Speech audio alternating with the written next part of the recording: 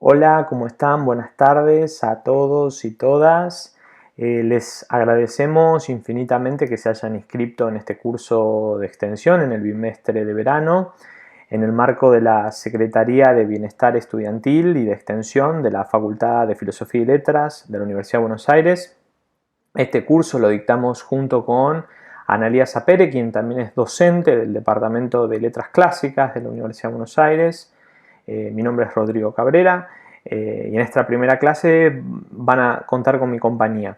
Hemos decidido grabar estas clases dado que hay personas que se inscribieron y que no lo han podido cursar por problemas técnicos o por problemas de horarios que han dificultado que en este primer encuentro se hayan podido sumar de manera virtual y que nos pudimos charlar de forma simultánea. Así que, nuestros videos van a estar todos colgados a nuestro canal de YouTube, al canal de YouTube del Grupo de Lenguas y Escritura de Oriente, un grupo que aúna a investigadores y a investigadoras de distintas universidades argentinas y cuyo propósito es la discusión sobre los sistemas de escritura y por el otro lado de las lenguas que se hablaron en el Próximo Oriente Antiguo. Y en este caso, para discutir un poco el concepto del Próximo Oriente, con Analía pensábamos hablar del Mediterráneo Oriental. Y algo que nos gustaría pensar, sobre todo en relación a este curso, es hablar de los sistemas de escritura y las lenguas que implementaron esos sistemas de escritura. Dado que en el caso de algunas lenguas que se hablaron en lo que va a ser la región de Sumer y posteriormente Babilonia, el actual Irak, lenguas que no estaban emparentadas utilizaron un mismo sistema de escritura. Y por el otro lado hay que tener en cuenta otros factores que son aquellos y aquellas que utilizaron esos sistemas de escritura. Bien, para no hacer más extensa esta introducción, procedo a compartir pantalla con ustedes, así podemos comenzar nuestro curso de extensión. Bien. Bueno, para comenzar,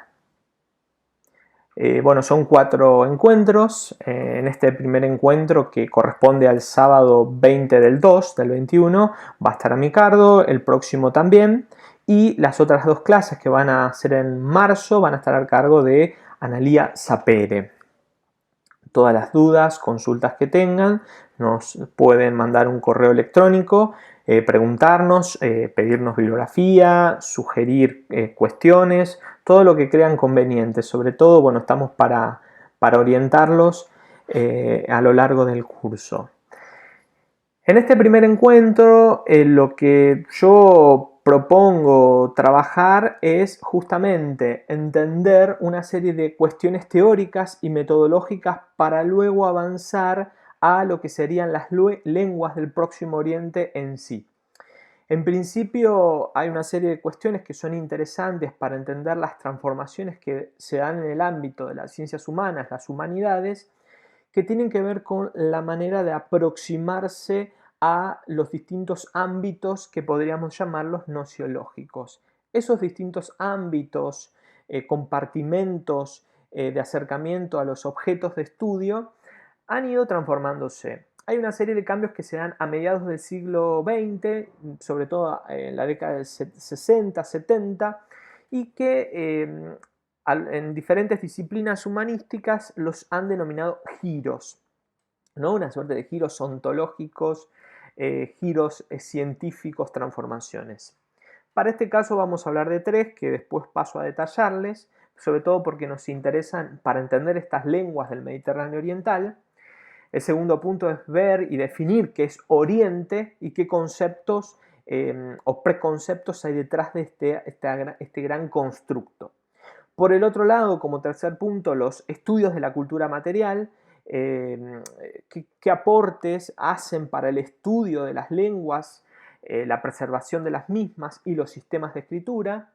Y finalmente, un punto que es importante a nivel teórico y metodológico es entender la función de la escritura y por el otro lado la preservación, si se quiere, de esa memoria cultural, de ese pasado que se transmite de manera escrita, pero no únicamente, sino también el tema de la oralidad. Otro factor que ya tiene un largo recorrido en el ámbito de las humanidades, se lo ha abordado de distintos ángulos, y hay una serie de enfoques y miradas sobre cómo se transmite ese conocimiento, cómo se aproximan a ese conocimiento. Y finalmente, una primera aproximación a las tipologías documentales del mundo asiático y en particular las de Mesopotamia, que son las que conozco más porque trabajo con ellas, que son las de Sumer y Babilonia. Entonces, yo les decía hace un momento que tengamos en cuenta una serie de cuestiones que son muy importantes para entender esas transformaciones que se dan en el mundo de las humanidades, en las ciencias humanas, que son estos giros. En inglés la palabra es turn, ¿no? Como una suerte de transformación, de cambio. ¿Cuáles son esas tres transformaciones que, al menos desde mi óptica, podemos disentir, no estar de acuerdo para entender cómo podemos, dentro del marco de lo que llamaríamos los estudios del próximo Oriente Antiguo, cómo podemos abordar en particular lo que serían los sistemas de escrituras y estas lenguas? ¿Por qué? Porque hay determinadas disciplinas que se han atribuido, atribuido a sí mismas el uso exclusivo de determinado tipo de conceptos o a sí mismo cierta forma de acceder a ese conocimiento y en este caso de las lenguas del Próximo Oriente y los sistemas de escritura. En principio, entender esta idea de qué importante es el giro postcolonial o subalterno, los estudios postcoloniales, que a raíz de una serie de cuestiones en términos sociohistóricos y también políticas, sobre todo los procesos de descolonización de los continentes asiático y africano, nos dan una serie de pautas de revisión epistemológica de cómo se han construido los campos de saber, sobre todo con unos lentes puestos desde Europa hacia el mundo. Desde Europa hacia el mundo que se han ofrecido sistemas de interpretación específicos y que se siguen reproduciendo hasta la actualidad. Dentro de este marco, los estudios postcoloniales, o como se los denomina desde Latinoamérica, estudios decoloniales, hay una serie de cuestiones que han sido revisitadas, revisadas, entre ellas el tema del orientalismo, que ahora vamos a pasar a discutir brevemente, sucintamente, para entender por qué. ¿Por qué hablamos de Oriente? ¿Por qué hablamos de estudios orientales? ¿Por qué hablamos de orientalismo? Y vamos a ver algunos autores, sobre todo uno en particular, que se ha hecho una serie de preguntas sobre qué es Oriente, por qué estudiar Oriente, cómo se lo ha estudiado y cómo hay que repensarlo. El segundo punto tiene que ver con esta idea del giro material, que ha dado pie a este giro material en los estudios de la cultura material, que han empezado en el ámbito antropológico y arqueológico anglosajón, pero positivamente han impactado a otras disciplinas humanas. Y ahí, a partir de eso, nos han aportado una serie de cuestiones específicas a nivel teórico de cómo pensar a los objetos no como meros entes pasivos, sino parte de los vínculos y las relaciones sociales como constructores y significantes de esas relaciones sociales e integrados y en este sentido revisar esa cuestión de la dialéctica sujeto-objeto, donde el sujeto es el poseedor, si se quiere, en sentido esto que hablábamos antes de los subalternos, que tiene el poder, y el objeto algo pasivo que tiene que ser solamente interpretado o estudiado. Entonces hay una propuesta y una revisión desde esta idea de la agencia de las cosas, el poder que tienen los objetos en sí o las cosas como fuente de información que no los coloca solamente como meros entes pasivos, sino como participantes activos de estas cadenas de significados de información, que ahora vamos a detallarlos, vamos a meternos un poquito en esta cuestión. Finalmente, el giro lingüístico, que ha impactado obviamente también en las humanidades fuertemente, a diferentes estudios, en la historia, en la antropología, bueno, todas las disciplinas humanas. Y este giro lingüístico un poco es esta idea del postestructuralismo, ¿no? Y el enfoque puesto en las prácticas discursivas, en el estudio del lenguaje, en el estudio de las formas de comunicación, en la revisión de los modelos semióticos tradicionales, y esa revisión nos ayuda para pensar de alguna manera eh, cómo estudiar estas lenguas, cuál era el propósito de por qué se ha utilizado cierto sistema de escritura, por qué se utilizó determinado tipo de técnica o determinado tipo de soporte para imprimir la escritura en ellos, etc. Entonces, todos estos estudios han contribuido afortunadamente en que repensemos, por un lado, los sistemas lingüísticos, que repensemos las lenguas, en este caso, de este llamado Oriente, y esta aproximación positivamente nos da, o al menos desde mi punto de vista, que hago esa revisión crítica y epistemológica de cómo acercarnos a este objeto, con muchas comillas, de estudio, y que necesitaba ser revisado. En principio, y una de las cosas que para discutir y pensar en primera medida, es esta idea de qué es Oriente.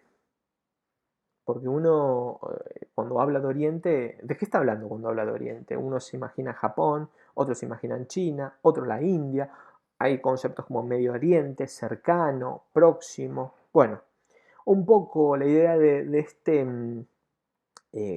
curso de extensión, este seminario de extensión, es debatir esta idea del Mediterráneo, aunando una serie de culturas entre el mundo asiático, africano y europeo, y unidas por el mar Mediterráneo. Pero no es simplemente como una metáfora, sino como un hecho efectivo, real. ¿Por qué? Porque en ese Mediterráneo es un puente y una articulación de que circulaban no solo materias primas, sino también ideas, objetos, personas.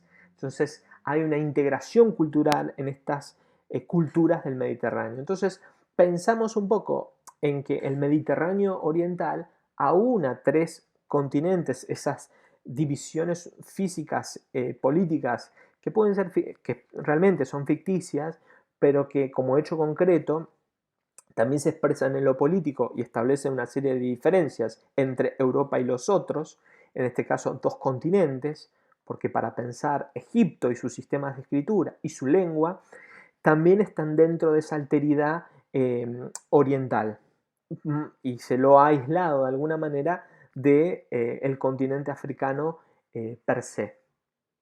Entonces, eso sería como la primera pregunta que nos haríamos. Entonces, en esta revisión de estos conceptos, ¿no?, del Mediterráneo oriental, Oriente y el orientalismo, está bueno pensar en qué países integran esa idea de, bueno, las sociedades del Mediterráneo y en particular del Mediterráneo oriental. Fíjense que hay una interacción que realmente estaban muy próximos. Son culturas que por una serie, 3 milenios podemos pensar, estuvieron en contacto y en ese contacto y en esa transmisión cultural circulaban los sistemas de escritura y circulaban las lenguas y por lo tanto había préstamos lingüísticos, préstamos culturales en los sistemas de creencias, o sea que hay ciertos rasgos en común que los aunan más que los diferencian. Otra serie de cuestiones importantes en esta revisión epistemológica y lo que propone este giro postcolonial, dentro de lo que llamaríamos estos estudios postcoloniales, una de las figuras emblemáticas es este señor que tenemos aquí, que es Edward Said. Edward Said, que ahí lo tienen de niño, fue un pensador y un pensador comprometido con la realidad de su pueblo de origen, que es el pueblo palestino, y que no solo desde lo intelectual, sino también desde la acción política, no solo que esto que conceptualizaba y pensaba y que nos dio a quienes nos dedicamos a los estudios orientales una serie de pautas, una serie de cuestiones específicas para entender a las sociedades del mundo asiático y al mundo africano, para entender esas alteridades y para entender esta idea de los orientalismos. que esta es la tapa de su libro más famoso, El Orientalismo, que es de 1978. Fíjense que ahí hay una pintura en este libro, que las reediciones que fueron cambiando de este libro a distintas lenguas que se tradujo, entre ellos el castellano. Lo que es interesante es que esta serie de pinturas nos dan una pauta, en este caso, de cómo el imaginario europeo, cómo ese imaginario en el contexto del neocolonialismo y el imperialismo, imaginaban ese Oriente, un Oriente que era exótico, un Oriente que era el lugar de las pasiones, el lugar de el mundo, si se quiere, árabe, el mundo musulmán, pero también hay una serie de imaginarios que se construían sobre. Cuando uno se pone a indagar en eso que Europa llamaba Oriente, va a encontrar una gran diversidad, incluso dentro de esos núcleos políticos, como puede ser cada uno de los países en particular. Entonces, Edward Said fue uno de los grandes revisores en términos epistemológicos y en términos políticos de lo que se puede pensar como los estudios orientales. Fortuitamente, además, en esta revisión que propone Edward Said, se están haciendo algunos abordajes, se están haciendo varias revisiones al interior de los estudios orientales y en particular de las dos grandes disciplinas que podríamos denominar como las disciplinas de estos estudios orientales antiguos, la egiptología y la siriología, que hay una serie de cuestiones específicas que luego vamos a detallar. Otra revisión de estas formas de pensamiento o de estas miradas que se tiene de Oriente es la revisión del mismo Occidente y de su cuna civilizatoria, ¿no? Con muchas comillas, que es el mundo griego. Y uno de esos libros polémicos pero interesantes, porque se instalan en esta revisión de este mundo oriental, y la propuesta es, ¿por qué no revisamos Occidente? Porque Occidente tiene muchas raíces no propias, que son orientales, entre ellas el cristianismo. Este libro, que se llama Atenea Negra, que su publicación original es del 87, de Bernal, es interesante porque lo que hace es, de alguna manera, mostrar una serie de cuestiones o rasgos específicos, características específicas que se piensan como propias del mundo griego, y ese mundo griego, cuando se habla del mundo griego, también se lo pone homogéneamente a la polis democrática y ateniense, dejándose al margen los periodos previos y posteriores, como pueden ser, no sé, el helenismo, y con anterioridad las sociedades tanto minoica como micénica. Ese libro lo que pone de alguna manera un cuestionamiento, más allá de las críticas que se le hicieron a posteriori por los mismos especialistas de este mundo oriental, lo que es interesante es que piensa al mundo griego como un producto también de una integración y una interacción cultural con el mundo asiático y el mundo africano. Bien, el segundo, o mejor dicho, sería nuestro tercer punto de este programa, de la clase de hoy, pero el tercer punto dentro de esta revisión de estos giros, la anterior era el giro postcolonial, ahora sería el giro material, que nos permite una serie de cuestiones específicas e interesantes para pensar estos conceptos que dentro de las humanidades, pero en particular de la arqueología, se han ido revisando, ¿no? La arqueología no es lo mismo una arqueología procesual que una postprocesual, que haga foco en determinado tipo de cuestiones donde hay un objeto que parece inerte y pasivo, frente a otras revisiones positivas del universo nociológico y epistemológico que permiten entender que sin pensar exclusivamente en ciertas cuestiones o sí también, que hay algunos autores que han hablado hasta de características, si se quiere, hasta animadas de los objetos, que es una revisión crítica también válida, salir de un compartimento estanco como es el de evidencia o artefacto, que parecería ser una cosa neutral, esto es lo que se encuentra y esto es lo que hay, hacia otros conceptos que permiten entender la existencia de la creación humana detrás de esos objetos, que es el de cultura material, bueno, hay una cultura, un concepto también polisémico y recontra revisado y pensado, pero esta idea de cultura material nos da una pauta todavía mayor. Y finalmente, un concepto que es el que yo utilizo, y sobre todo para entender los sistemas de escritura, no es algo exclusivo en mi caso, sino que hay varios abordajes sobre este concepto, es el de materialidad. ¿Por qué? Porque el de materialidad tiene una serie de flexibilidades, una serie de revisiones epistemológicas y también nociológicas. El concepto de materialidad es fundamental en principio porque no solamente habla de los materiales, no solo habla de la cuestión material, de la cuestión, si se quiere, también corporal. Hay una cuestión específica que tiene que ver con lo que está más allá. Esa idea del más allá, no estoy hablando del mundo de los muertos, sino de un más allá de lo meramente palpable o perceptible con los 5 sentidos o al tacto o si se quiere de manera olfativa, gustativa, como quieran, o a la vista. Va más allá de esa percepción. Esta materialidad integra eso, lo otro, entonces hay una cuestión que ese más allá a mí me permite entender a los sistemas de escritura y a esos objetos en particular que contienen esos sistemas de escritura dentro de un mismo campo. Y ese campo que puede tener distintos nombres, es muy interesante porque me permite integrar a las prácticas que realizaban estas personas, a esos sujetos, esos agentes que las creaban, a los objetos mismos y la escritura dentro de esos sistemas, de ese sistema.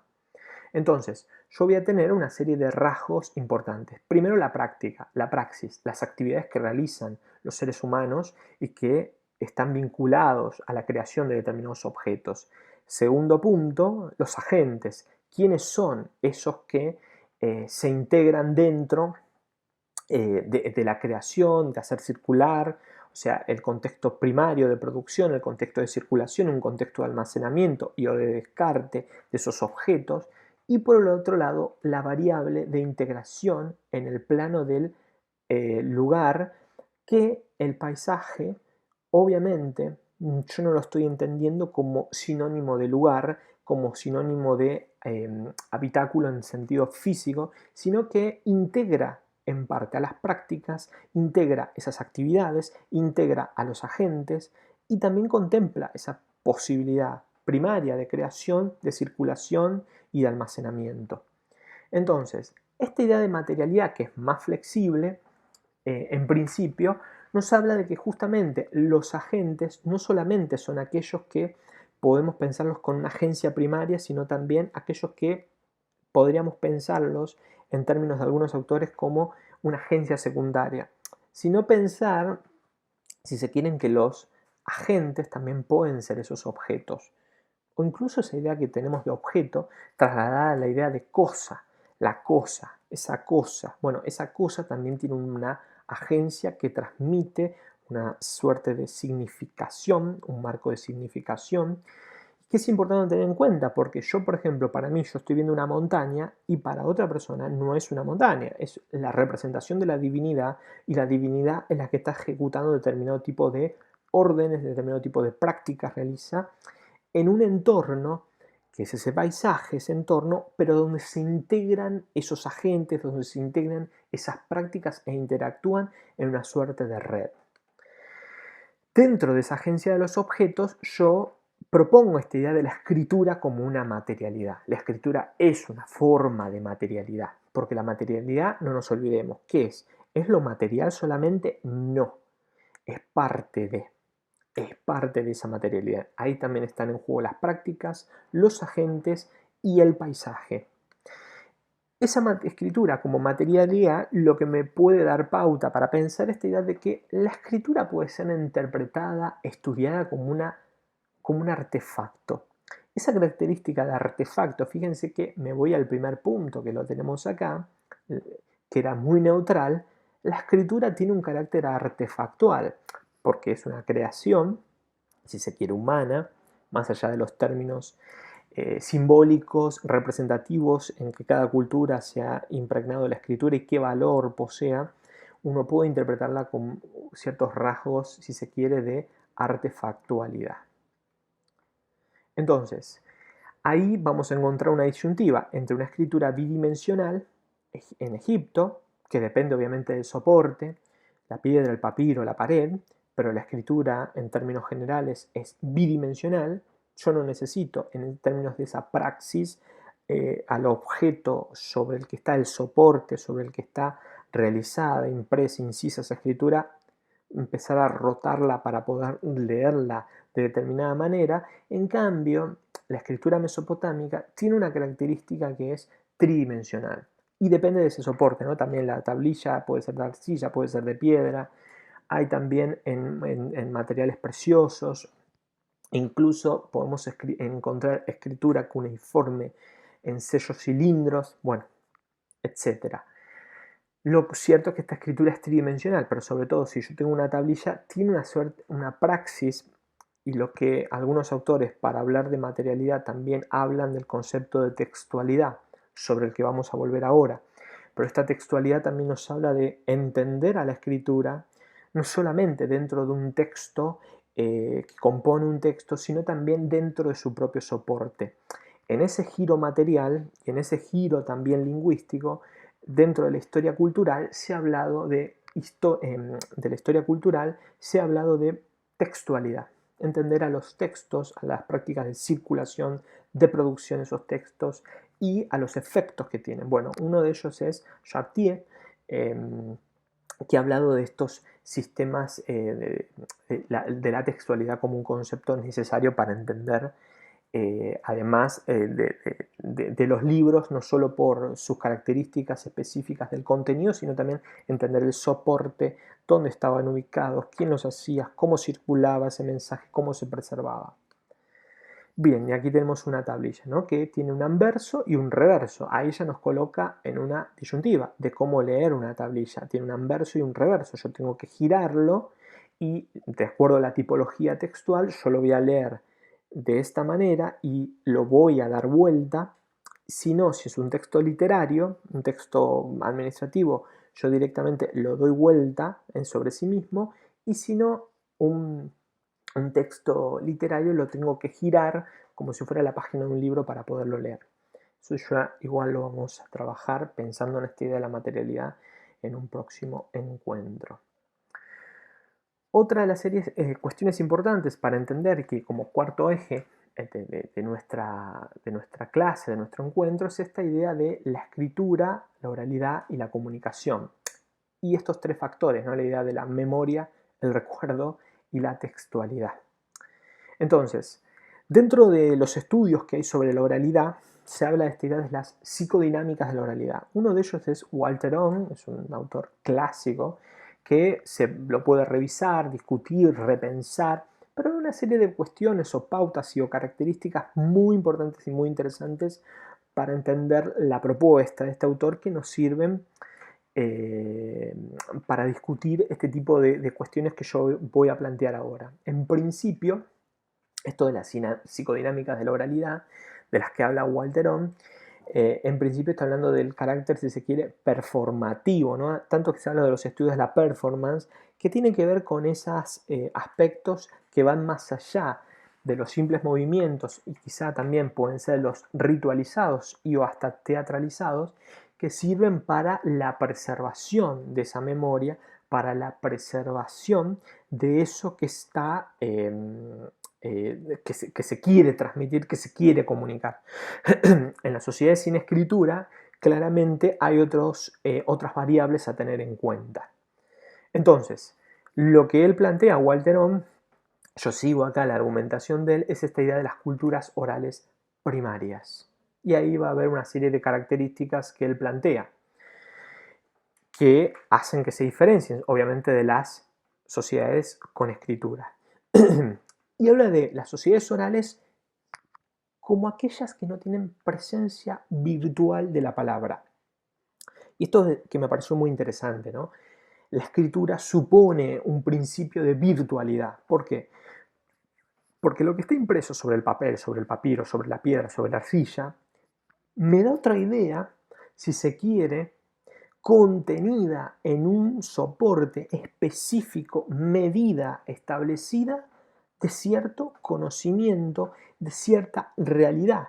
Es lo mismo cuando yo tengo un mapa y ese mapa sirve para orientarme. No me estoy orientando por el sol, las estrellas, que también son indicadores, sino me oriento por un mapa y la ubicación. Bueno, un mapa permite esa virtualidad del espacio, comprendiéndolo en un espacio que es bidimensional. Incluso los mapas tridimensionales también lo permiten, pero pensando en un sentido bidimensional, la escritura permite esa virtualidad.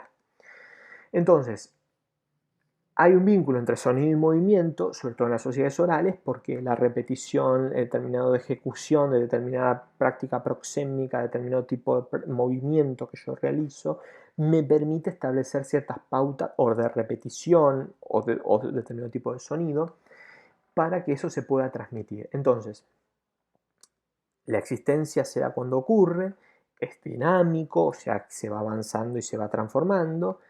Esta idea de la palabra y el poder de la palabra, fíjense que en estas sociedades orales la palabra tiene un poder muy fuerte frente a otras donde, como la nuestra, yo lo quiero por escrito. Las palabras se las lleva el viento. No, acá no es las palabras se las lleva el viento, acá es el valor específico que tiene la palabra verbalizada.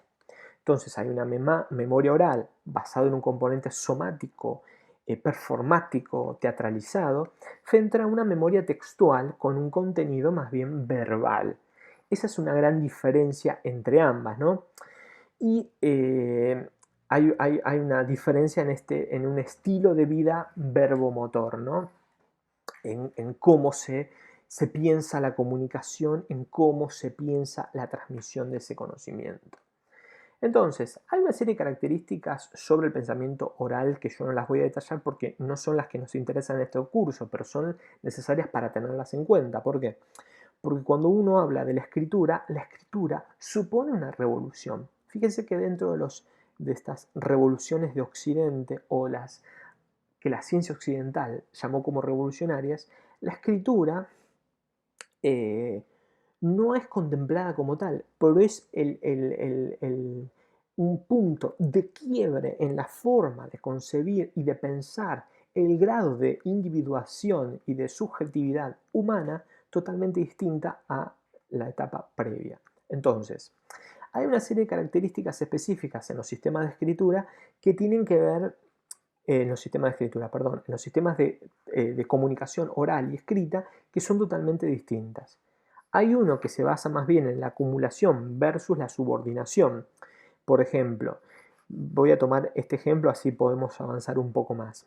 Pero lo que si bien es cierto es que en las sociedades orales, si uno recita, y un buen ejemplo puede ser o la Ilíada, u otro ejemplo pueden ser nuestros payadores o aquellos que hacen cánticos que se transmiten oralmente, hay una suerte de repetición. Por eso otra de las características, además de la acumulación, por eso se utilizan expresiones conectivas desde lo gramatical, y otra es la redundancia, ¿no? Algo que se repite para que sea rememorado y recordado.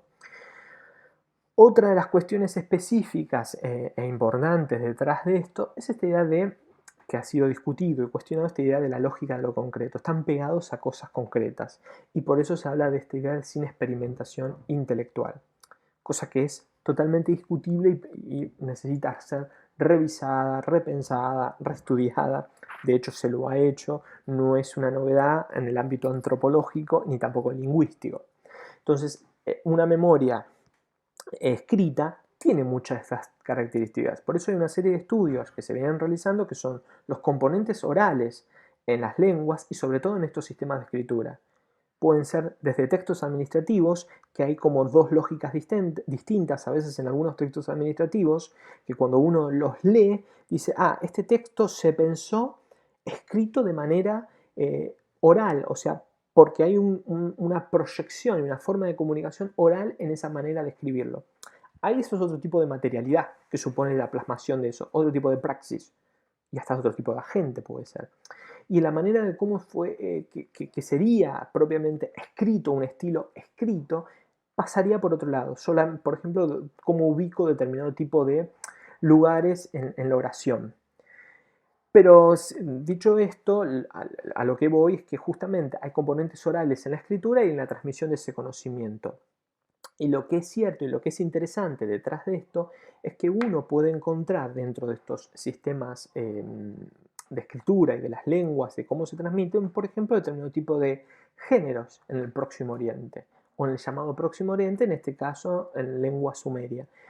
Ciertos textos literarios hay cuestiones, si se quiere, performativas detrás o ciertas características litúrgicas. Y hay varios estudiosos que hace tiempo se vienen preguntando esa serie de cuestiones, que no es algo meramente textual, algo meramente escrito lo que está detrás. De hecho, hay muchos textos literarios mesopotámicos y en particular sumerios que tienen nombre de instrumentos musicales, de percusión, de los que son a cuerda, etc. Uno de estos estudiosos es Paul Lelero, que tiene una serie de publicaciones específicas.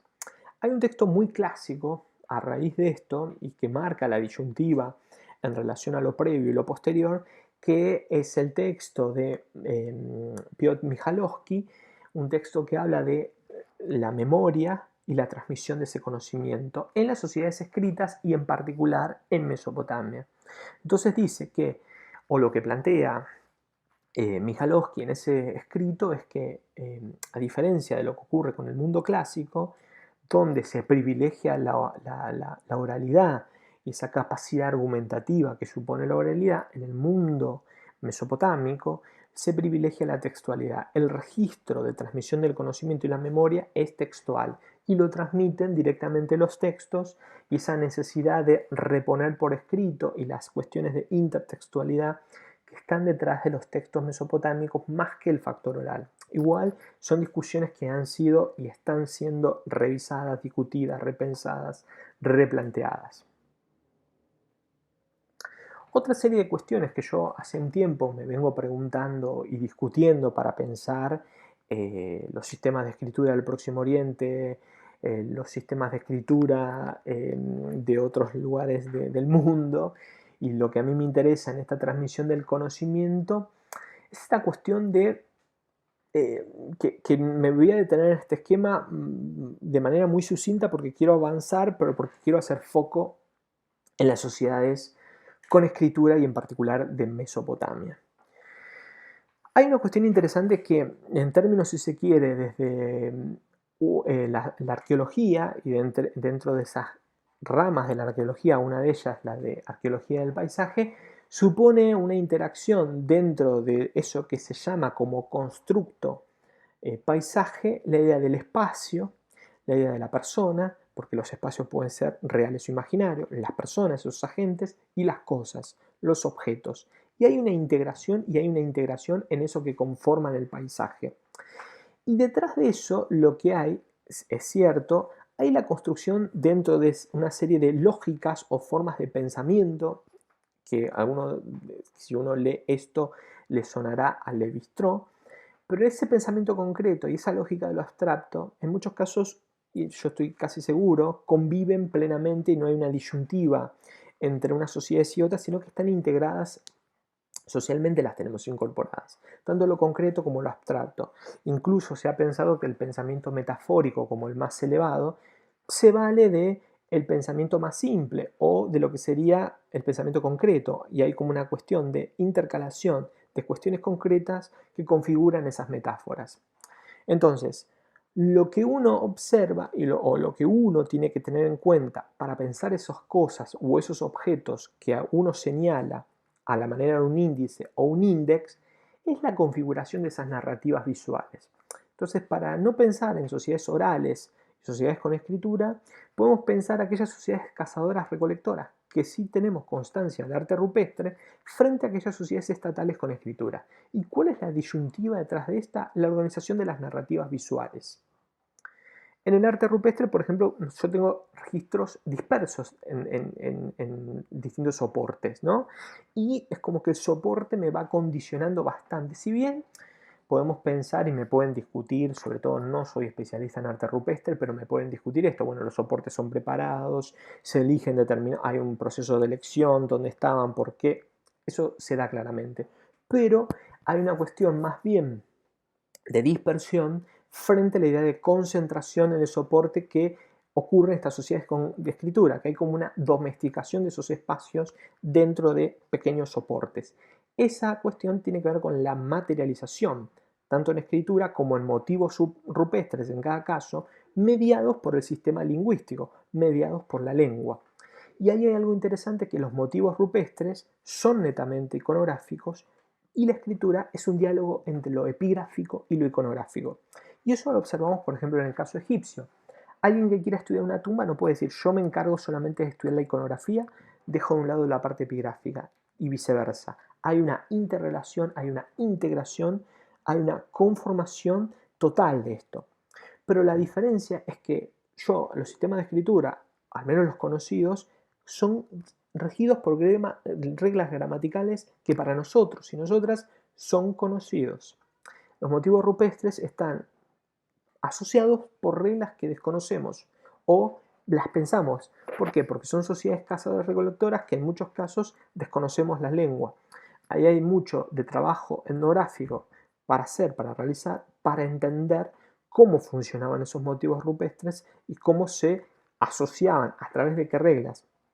Y hay muchos trabajos, desde los clásicos de Le Roy-Gourhan hasta incluso Lévi-Strauss, discusiones a propósito que se han dado desde los estructuralistas, los postestructuralistas, estudios semióticos, pero lo que es interesante y a mí me parece importante es esta idea del índice, a qué está indicando y de qué manera se distribuyen en un soporte y de qué manera se vinculan con una lengua, esos motivos o esos sistemas de escritura.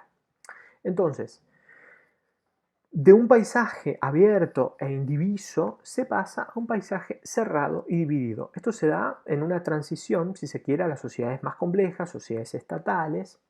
Yo no estoy hablando en un sentido evolucionista, pero hay una planificación desde el Estado que planifica lugares de enterramiento, lugares de los vivos, lugares de los muertos, hay un planeamiento arquitectónico de actividades públicas, actividades privadas, y en ese planeamiento se da el planeamiento de la escritura. Hay una sistematización de textos, de documentos, y una clasificación, si se quiere, en géneros, por temática. A veces la hacemos desde el hoy, pero hay clasificaciones que las podemos entender en sus propios contextos de producción primaria, porque eso es lo que vamos a trabajar en este curso. Entonces, hay compilación de tradiciones orales, hay un componente, si se quiere, de interrelación, de intercambio entre unos y otras. Por otro lado, hay una concentración de registros en soportes determinados, que pueden ser de los más variados, desde la pared de un palacio, de un templo, desde también un papiro, desde una tablilla, o sea, hay concentración en determinados registros. Los tamaños varían porque hay una cuestión monumental en algunos casos, diferente en otros. Entonces, hay reglas que están basadas en la textualidad, pero también en la visualidad. Hay una idea de transmisión de ese conocimiento basado en textos, pero también en una visualidad, en lo que se ve, y eso que se ve y se plasma en esos motivos porque sugieren determinado tipo de repetición en esa memoria, en la construcción de esas memorias. Bien.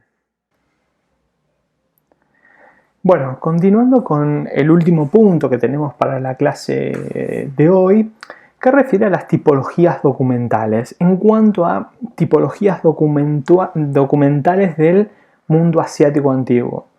Vuelvo un poco al comienzo, ¿no? Mi ámbito de experticia y de trabajo refiere a lo que comúnmente se llama Mesopotamia, que ya el nombre Mesopotamia, si vamos a pensar en una revisión epistemológica y nociológica y de abordaje a este campo de estudio, deberíamos denominarlo o por su nombre, si se quiere, nativo, por su nombre local específico, o pensar en una categoría que no sea propiamente esta, más bien que podríamos llamarla eurocéntrica, eurocentrada. Y en ese caso podríamos hablar o de Sumer o de Babilonia, o incluso también de Asiria o Babilonia-Asiria. Yo prefiero hablar de Sumer.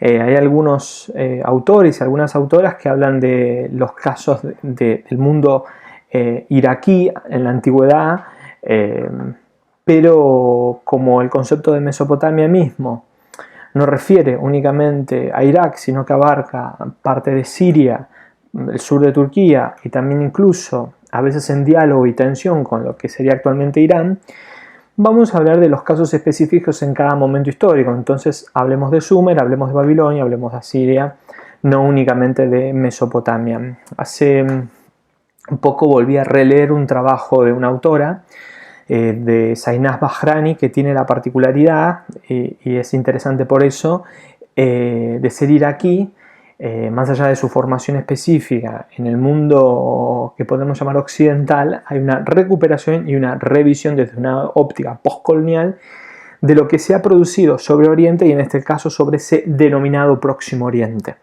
Entonces, en sus trabajos, que además trabaja con categorías o sobre un ámbito específico, que es los estudios de género y su aplicación al mundo antiguo, y en este caso a Sumer y Babilonia, o más específicamente, como ella lo denomina, Babilonia-Siria, y discute enormemente esto de pensar a las categorías de estos grupos desde una visión étnica o desde una visión, si se quiere, hasta racial, porque en un primer momento se hablaba en términos raciales, porque las categorías clasificatorias desde una antropología decimonónica, que era una antropología en ese sentido que no había revisado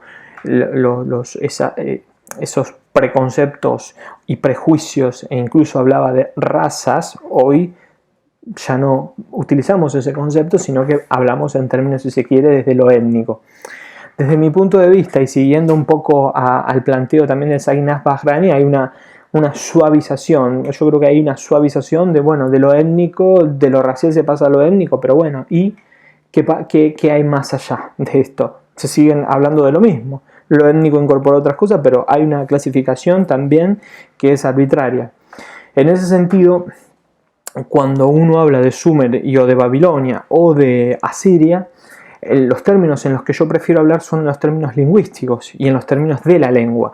Y en esos términos de la lengua es importante tener en cuenta una cuestión fundamental, que el uso de una lengua y a su vez su aspecto de virtualización en un soporte por escrito no significa que esas personas hablaran esa lengua, sino que la utilizaban por diferentes cuestiones, ya sea de prestigio, por mantenimiento de una tradición, porque era algo, un aspecto formativo de las escuelas de escriba que se siguió transmitiendo, utilizando como praxis, entonces se mantuvo. Uno puede pensar en el latín de la Edad Media, que era mantenido por un grupo específico de la élite eclesial, pero no significa que eso se haya que el latín sea la lengua hablada, sino que uno pensaría, bueno, las lenguas que se hablaban en ese momento, independientemente de donde estuviéramos localizados en Europa como una totalidad, se utilizarían las lenguas de origen germánico. Entonces, para tener en cuenta, cuando hablamos de Sumer, estamos hablando en términos geográficos, o si se quiere geopolíticos, donde en los aspectos donde se utilizaría esta lengua, pero no significa que étnicamente debemos identificar con un pueblo sumerio, un pueblo babilonio. Es un grupo específico que utiliza esta lengua en su versión, si se quiere, virtualmente escrita, pero a veces no sabemos qué otras lenguas se hablarían, o si lo sabemos, y en algunos casos por que también es dudoso, los nombres que portarían las personas, que pueden ser nombres de origen semítico, pero no significa que la persona sea de origen semítico. Incluso a veces uno puede tener un nombre inglés y no ser inglés. Hay muchos ejemplos, bueno, en nuestra sociedad, ¿no? También el uso de nombres de origen indígena, etc. Bien, entonces, para pensar el caso de los sistemas de escritura de la antigüedad, y en este caso de este Mediterráneo oriental, y de los casos que yo voy a hablar, que va a ser un caso localizado en África y otro en Asia, uno es Egipto y el otro es Mesopotamia. Por eso utilicé como ejemplo ilustrativo a estas dos divinidades. Uno es Tot, el dios de la escritura, y otro es Nisaba, que es la diosa de la escritura. Pero curiosamente, además de ser diosa de la escritura, Nisaba o Ninsun, como se la denomina en otros textos literarios, es una diosa asociada a la creación. Entonces, la escritura como actividad creativa. Fíjense que hay una mujer diosa de la escritura y asociada a esta actividad creativa, creadora. ¿Significa que las mujeres eran escribas en la antigüedad? No y sí. ¿Vamos a encontrar ejemplos de mujeres escribas? Sí, hay mujeres escribas. Uno de los casos paradigmáticos en Mesopotamia es el caso de Enheduanna, sobre quien yo hice algún trabajito en algún momento, no solo por ser una figura, por una cuestión desde una óptica que podemos llamar de género, para pensar a la cuestión de la figura de Enheduanna, sino también desde una óptica política. Algo muy interesante que no dije anteriormente, pensando en estas sociedades con escritura y estas sociedades orales, es que la escritura supone, en algún sentido, un grado de individuación. Esa idea de proceso de virtualización de la lengua en un soporte que se puede observar, esa cuestión da una primera aproximación y un primer grado de abstracción que podemos realizar como sujetos. Por eso la escritura individualiza y da un grado de construcción subjetiva que es importantísimo desde lo intelectual. Algo de esto lo ha señalado y lo ha trabajado Almudena Hernando en uno de sus libros, que es Arqueología de la Individualidad. Perdón, no se llama Arqueología de la Individualidad, sino que es la fantasía de la individualidad. Ella tiene muchos trabajos en arqueología de la identidad, pero en la fantasía de la individualidad. Es un libro muy interesante que recomiendo para acceder y para discutir en una óptica, si se quiere, diacrónica, histórica, en diferentes momentos de la historia de la humanidad, esos procesos que fueron, si se quiere, con muchas comillas, individualizando, creando subjetividad en los sujetos y en particular en los hombres, y estableció una primera separación y división en términos de género que se fue dando en distintos procesos del desarrollo humano. Pero la escritura supone uno de esos tantos quiebres, y ahí coloca a los hombres en esa cuestión de hegemonía en términos de poder y de género en el proceso de dominación de la escritura, y a las mujeres en un marco subalterno.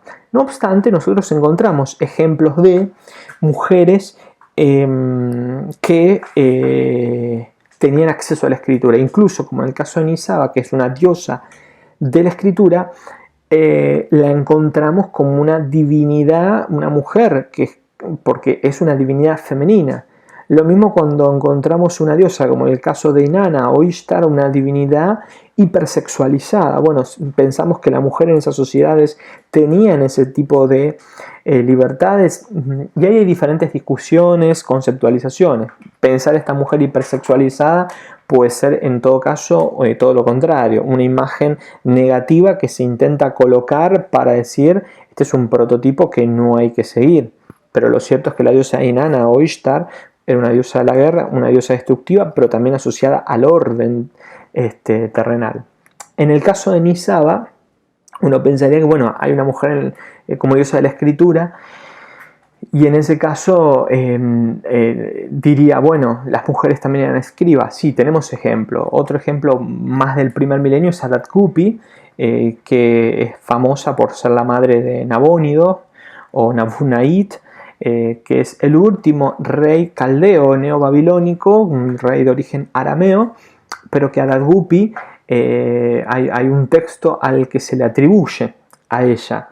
Y es una figura importante porque no solo es parte de un grupo en particular dentro de las divisiones sociales, que es una diosa es una figura destacada de la élite, es una sacerdotisa del dios lunar Sin, o Nana para los sumerios, o en sumerio, y en el caso de Enheduanna es también justamente una sacerdotisa del dios lunar Nana. En tanto sacerdotisa del 2 lunar, lo que se sabe es que estas mujeres vivían o estaban enclaustradas, con muchas comillas, la palabra claustro es bien occidental, pero que vivían en un entorno específico que el nombre con el que se conoce es Gipar en sumerio o Giparu en acadio, que en ese sentido lo que pienso es que la figura de engeduana puede ser repensada, así como la plantea Zainab Bahrani, en un término de género, o como yo la pienso en términos políticos, una primera figura política que plantea un quiebre, no solo por una decisión, sino también porque sus textos, y uno en particular, que es la exaltación de Inanna, al cual se le atribuye, habla de justamente una denuncia que ella realiza por una situación que se está viviendo en ese momento y que la quieren correr o apartar. Y su ámbito de socialización per se justamente es este Giparu, se la quiere apartar del Giparu. Y en ese sentido la escritura es una herramienta que ella utiliza y que emplea para dar cuenta de esto. Bien, dicho esto o estas aclaraciones, una de las cuestiones importantes que vamos a tener tiene que ver con los niveles de acceso a la escritura y o alfabetización del que voy a hablar. Entonces, yo para que los historiadores y las historiadoras comúnmente utilizan la palabra fuente. A mí la palabra fuente mucho no me dice, sí la palabra documento. Documento porque implica qué es lo que está escrito, sobre el soporte y quiénes son las personas que interactúan y utilizan esos tipos de registros, tanto en cuanto a soporte y en cuanto a lo escrito.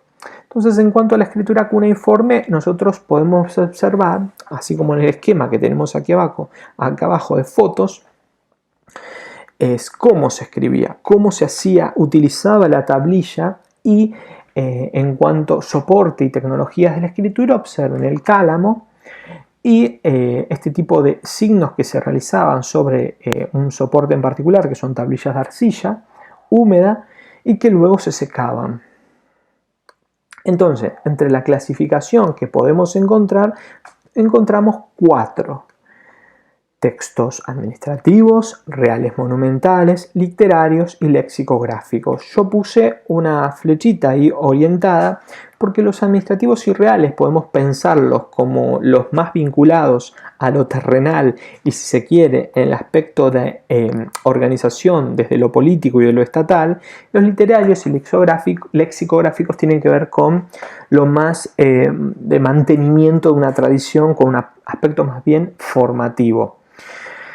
Incluso, esto que mencionaba yo antes de los niveles de alfabetización, hay un autor, que ahora lo vamos a mencionar, que es Nick Feltoy. Nick Feltoy habla de estos grados de alfabetización, no es lo mismo lo que necesita un funcionario de acceso a la escritura, que es más bien funcional, que alguien que se entrena en una escuela de escribas para, si se quiere, acceder a un tipo de textos como los literarios, como los lexicográficos. Justamente son totalmente distintos los 4, pero hay una serie de cuestiones que los caracterizan. Esas cuestiones que los caracterizan tienen que ver con un ámbito de textualidad, que es lo que yo mencionaba antes como característica, y otra de materialidad, ¿no? El soporte, la praxis del escriba, el mensaje que te transmite, están contenidos ahí. Entonces hay niveles de intertextualidad, de interconexión entre los textos, entre los soportes, el tipo de arcilla, en el cómo se escribe. Y hay niveles también de intermaterialidad, que es un concepto que yo utilizo y que me permite, así como existe intertextualidad, hay intermaterialidad, porque los soportes o las tipologías de soportes que se utilizaban a veces dicen, hay como una preconcepción cuando uno estudia la historia de lo que serían las sociedades sumerias o babilónicas, que los textos literarios, que son como los considerados canónicos, son los que se realizaban, tenían una mejor hechura, con un mejor terminado, son los que tenían los signos mejor elaborados, a diferencia de un tipo de texto que son los administrativos, que los tenemos en la otra punta, que eran pensados como más de uso cotidiano, y ese uso cotidiano condicionaba justamente el tipo de soporte que se utilizaba, el tipo de arcilla, porque se pensaba más bien en algo que se descartaba. Lo cierto es que cuando uno encuentra dentro de los textos administrativos, sobre los que voy a volver en un ratito, encuentra que hay una gran diversidad de tipos de soportes y de diversidad al interior de los textos administrativos, porque hay algunos que se necesitaban que fueran conservados de una mejor manera. Por ejemplo, los balances de cuenta, que tienen tamaños mayores e incluso hay de cientos de líneas, que lo asemejan, si se quiere, parece ser, como un texto literario, que uno de los autores, pensando en esos textos de tantas líneas y que sea administrativo, lo ha denominado como una suerte de pesadilla para un escriba, ¿no? Que es uno de los autores que ahora voy a presentarles posteriormente. Entonces, otro de los aspectos importantes a tener en cuenta en las tipologías textuales y en la clasificación de los textos es la integración de la iconografía, el aspecto iconográfico. El aspecto iconográfico es importante, sobre todo, por ejemplo, en los administrativos, porque hay un sello de identidad y hay una gran diversidad de tipologías de sellos. No todos los sellos son iguales. Dentro de los que son los 3 milenios de historia de Sumer y Babilonia y Asiria, fueron variando en los motivos iconográficos y en los mensajes. Por ejemplo, los casos de Ur III, que tenemos sellos que se denominaban, por ejemplo, el sello Sinaba, que se los toma como un regalo del rey o un regalo real, es un obsequio que da el rey a los funcionarios. Entonces, aquellas personas que utilizan ese sello tienen un vínculo específico con la monarquía, con la autoridad, y no solo eso, sino que dentro de términos que se quiere pensarlo de la proximidad hasta parental, algunos se presentan como hermano o un amigo muy próximo a ese monarca. Entonces hay una gran diversidad en ese mensaje y en eso que se comunica, porque los textos administrativos, pensándolos como una cosa diaria, descartable, muy monótona, específica, hay una gran diversidad en su interior. Pero ahora vamos a volver sobre ellos. Entonces, planteando esta suerte de intermaterialidad o intertextualidad, hay que tener en cuenta el contenido, que es lo que se escribe, qué se escribe, el soporte, que es el dónde se escribe, y la práctica es el cómo y el quién lo escribe, ¿no? Hay como una suerte de preguntas que uno se hace a la hora de pensar estas relaciones, que yo las interpreto de esta manera. Hay una serie de trabajos que yo vengo realizando, no solo tesis doctoral, sino también una serie de publicaciones que les voy a pasar para que tengan, donde yo lo discuto a esto. Y bueno, hay una serie de trabajos donde lo abordo y lo repienso para que las tengan y bueno, después también las discutan conmigo. Uno de los autores que yo les mencionaba es Mark van der Meerop, que él habla dentro de las clasificaciones de esto que yo llamo documentos, pero algunos hablan de fuentes, habla de monumentales, canónicas y administrativas. Las monumentales, que son las reales o las inscripciones reales, que refieren a las hazañas específicas de los monarcas, que son por un lado actividades constructivas, y por el otro lado, que es pensado en esa cara de la paz, que es las actividades más de creadora o creativas y constructoras, y la cara de la guerra, que justamente son actividades bélicas. El rey hace la guerra y hace la paz. La paz se hace con los dioses, entonces se construye templos para los dioses. Y los dioses aseguran las victorias. Entonces esa sería como la cara de la guerra, ¿no? Las dos caras del Estado, las dos caras del monarca que se expresan en esas inscripciones monumentales. Las canónicas hay una gran diversidad, son fuentes o documentos de tipo literario, donde tengo relatos mitológicos, heroicos, donde hay textos para los dioses, textos para templos, textos para figuras semimíticas que relatan cuestiones específicas como la creación del mundo, la creación de la humanidad, y luego aquellas que podemos pensar desde lo más cotidiano, que tendrían un contenido menos ideológico, que son las administrativas, cosa que es totalmente falsa pensar como algo sin ideología, sino que están reguladas y o regidas por la vara del Estado. Otro autor que también es interesante tener en cuenta, sobre todo en este libro, perdón que voy un segundo hacia atrás nuevamente,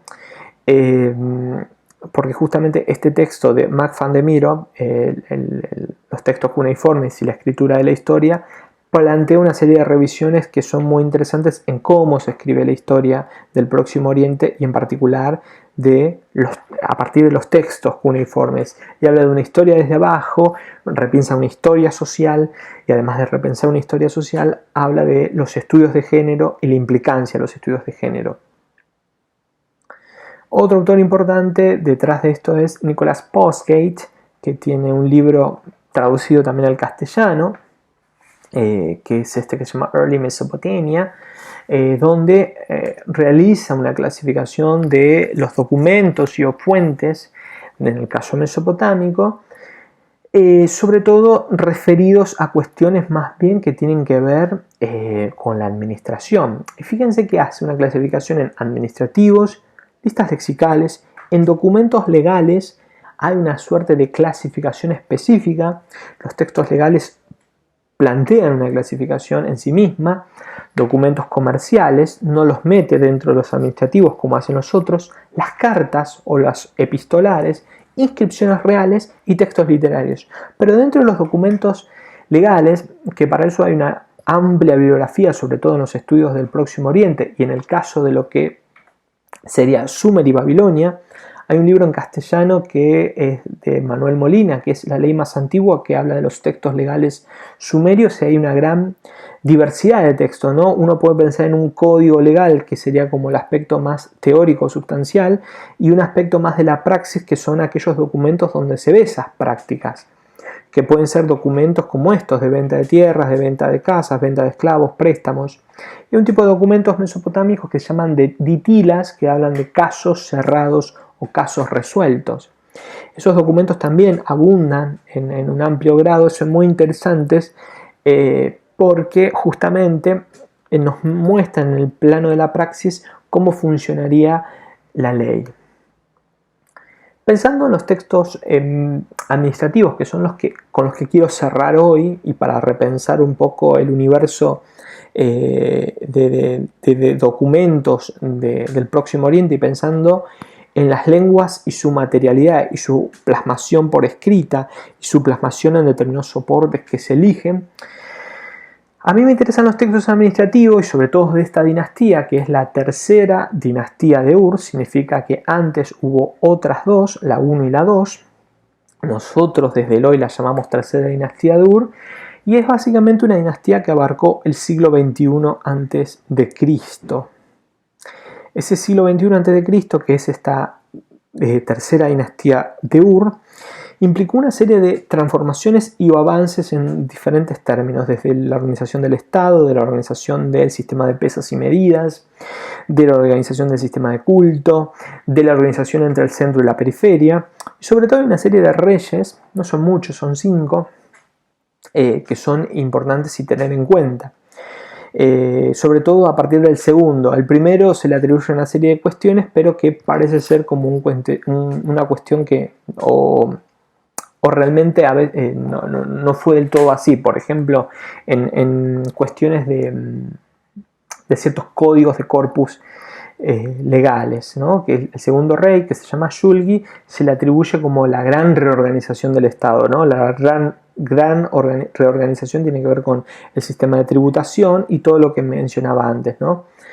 Bien, los textos administrativos, pensando por un lado en el contenido semántico y la estructura sintáctica, nosotros vamos a tener como dos grandes cuestiones para entender el funcionamiento. Primero mencionan la cosa objeto y las medidas. Esa cosa objeto pueden ser bienes como una casa, bienes como un campo, pueden ser ganado, pueden ser productos de tipo como cereales, o sea, diferentes tipos de alimentos, pueden ser otro tipo de cosas como prendas, ropas, pueden ser rocas, pueden ser maderas, objetos hechos claramente en madera, hechos en piedra. Pueden ser personas que son tomadas como objeto y que son intercambiadas, comercializadas, vendidas, etc. Después hay una descripción de ese producto. Esa descripción tiene que ver con el proceso de producción y de circulación.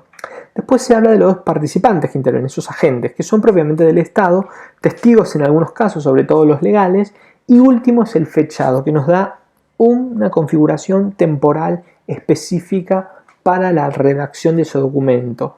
Algo que es importante en esa participación de agentes, en los textos mesopotámicos, por lo general, hay una mención de un funcionario que se llama mashkim.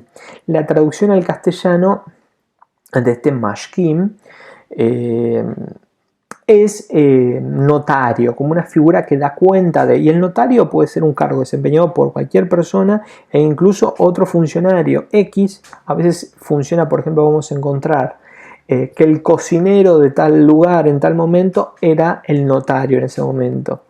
Bien, en cuanto a la estructura sintáctica, sobre lo que no voy a volver ahora, es importante porque hay una suerte de variación, y esto que yo planteaba de la oralidad y la escritura, del cómo se dice y cómo se escribe, que hay una serie de variantes en esa estructura sintáctica y en cómo se coloca y en cómo uno la piensa. ¿Por qué? Porque el sumerio tiene una estructura básica que cuando uno la estudia es sujeto, objeto, verbo, sujeto, objeto, verbo.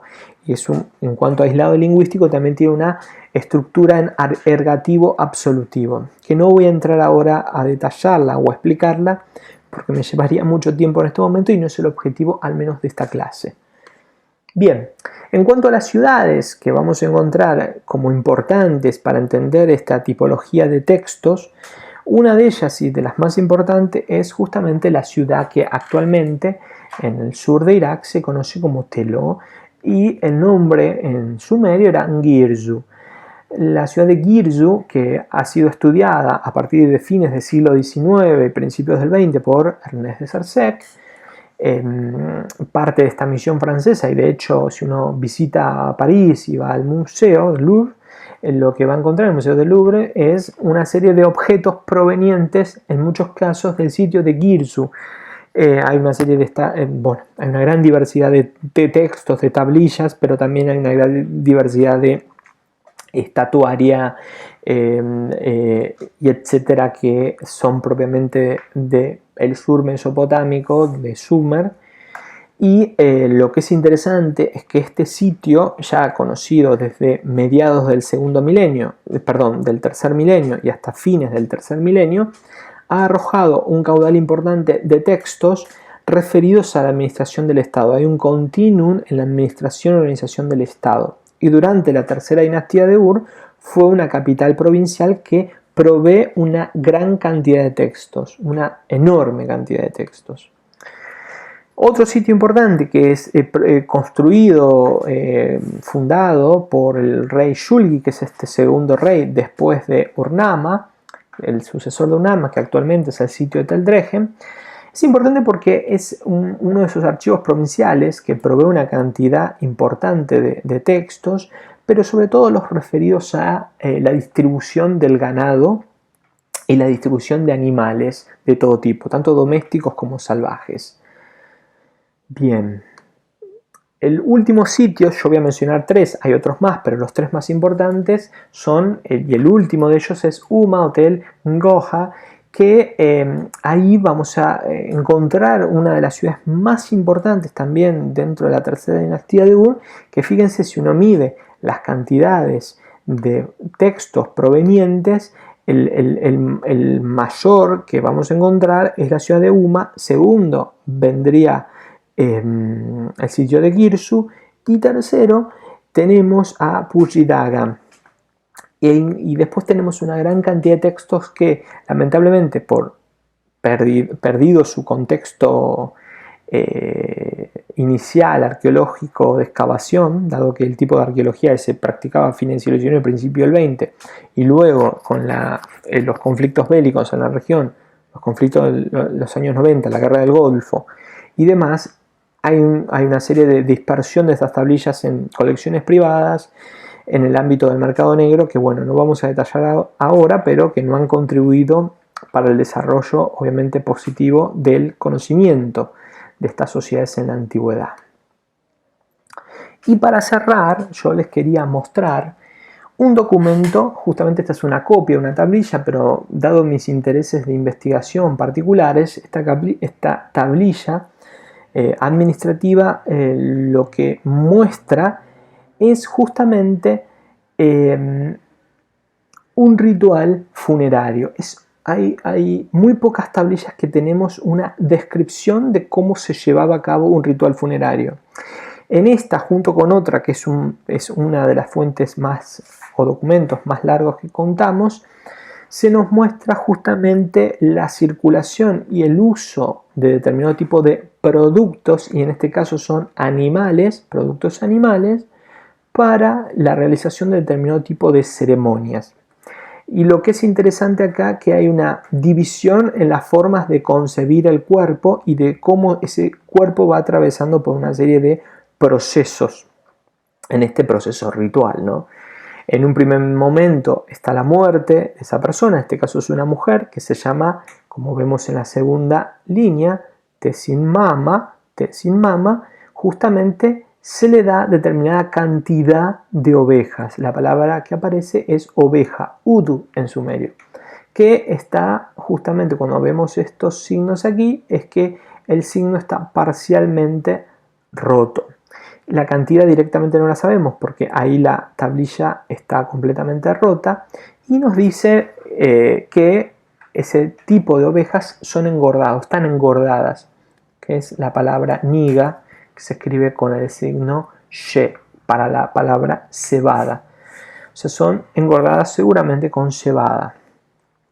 Y nos dice en qué momento. Justamente tenemos un indicador de tiempo, que es la palabra para día, o también como un pronombre relativo y vinculado a tiempo, que es U4, que es en el momento en que que no hay una traducción exacta, algunos lo traducen como viento, otros como aliento, parece ser cuando esta persona que esté sin mama dio su último aliento, o cuando ella se despegó el aliento de vida, ese último aliento, esa parte incorpórea se desprende del cuerpo, ya inerte. Entonces, eso ocurre en el día primero y después se menciona el octavo día, más adelante, ¿no? Lo que es interesante es que siempre hay una serie de animales que se ofrecen a nivel de ofrendas, como ofrenda funeraria.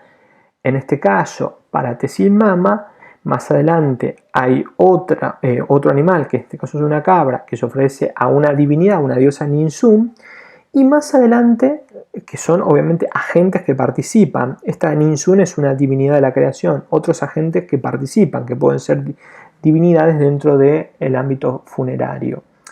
Luego hay una mención nuevamente de 2 ovejas engordadas para justamente en este momento, Giyanang, que es como una suerte de, puede ser como una mesa de ofrendas, una mesa de cuando la palabra Gidim, que la traducción es, a veces la traducen como fantasma o espíritu, es como la parte más incorpórea, es cuando justamente el momento de separación de ese cuerpo de la parte más corpórea de la parte incorpórea. Y dice dónde se realiza esto, o dónde fue llevado a cabo, ¿no? El octavo día en la ciudad de Ur. Y ahí dice quién es este funcionario, el notario, que es el mashkin, ¿no? Kurvilak. ¿Desde dónde se trae esto? ¿Desde dónde vino? ¿Desde dónde fue enviado? ¿O desde dónde fue gastado, lo que fuera, realizada esta transacción, ¿no? Desde Ajuhuerta. Y es como desde el lugar de Ajuhuerta. Después otras figuras que intervienen, que son como una suerte de mediadores, que acá hay una de estas figuras que se menciona, es Hadati, que desempeña otro cargo, que es el cargo de Yarabdu, que es el que se menciona aquí. Y luego lo que menciona, que lo marqué en verde, que es justamente desde la línea sexta en adelante, la datación del texto, el mes y el año en que Yusuen, que es uno de estos monarcas, es el monarca que sucede a... primero tenemos Urnama, luego tenemos a Yulgi, después a Marzuena, después a Marzuena viene Yusuen y luego viene Ibizuen, que es el último. O sea que sería el anteúltimo monarca, el año en que Yusuen es el rey de Ur. O sea que figura como rey de Ur, que es un título honorífico que es parte del protocolo real. Entonces el año en que el rey Yusuen, rey de Ur, justamente destruye, que está el verbo aquí, esta ciudad. Bien, esto sería como a grandes rasgos si uno quiere el estudio de un texto. Por eso es necesaria la contextualización para entender el tipo de texto, para entender el tipo de archivo, para entender el tipo de, a nivel paleográfico, a nivel epigráfico, las variantes, etc. Y lo que es interesante es que uno a veces, conociendo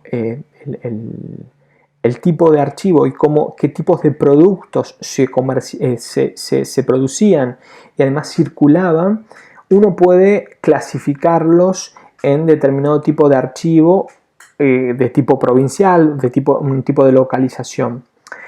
Pero lo que es interesante es que siempre se tiene que tener en cuenta la primera línea el incipit nos va a decir justamente qué tipo de material o qué tipo de objeto, que era lo que decíamos antes en relación a la estructura que proponía Manuel Molina, qué tipo de producto es.